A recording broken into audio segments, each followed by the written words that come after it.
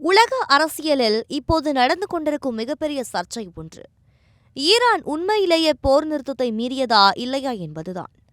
அமெரிக்க அதிபர் Donald Trump 2 வார போர் நிறுத்தத்தை அறிவித்த வெறும் 1 மணி நேரத்திற்குள் Iran, Israel, Dubai, Saudi Arabia, Kuwait மற்றும் பஹ்ரைன் ஆகிய நாடுகளின் மீது பாலிஸ்டிக் ஏவுகணை தாக்குதல்களை நடத்தியுள்ளது சர்வதேச அளவில் பெரும் அதிர்ச்சியை ஏற்படுத்தியுள்ளது.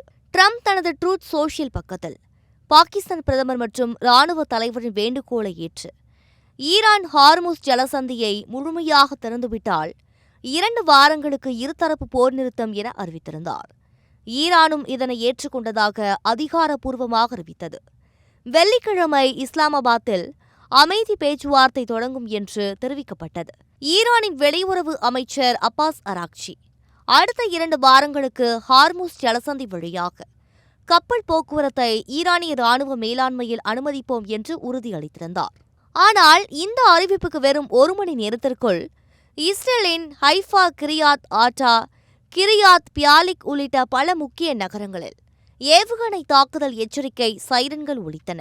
இஸ்ரேலிய பாதுகாப்பு படை உடனடியாக வான்வழி தடுப்பு அமைப்புகளை இயக்கி வரும் ஏவுகணைகளை இடைமறித்ததாக தெரிவித்தது.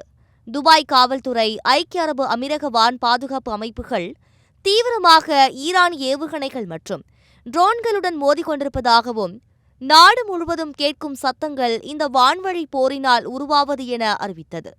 சவுதி, குவைத், பஹ்ரைன் ஆகிய நாடுகளும் இதேபோன்ற எச்சரிக்கைகளை வெளியிட்டன.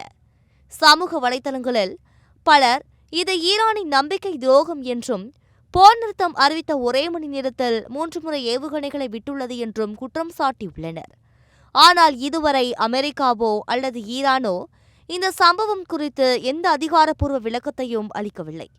போர் நிறுத்த ஒப்பந்தத்தின் முதல் நாளிலேயே இந்த பதற்றம் வரப்போகும் பேச்சுவார்த்தைகள் வெற்றிகரமாக நடைபெறுமா என்ற கேள்வியை எழுப்பியுள்ளது.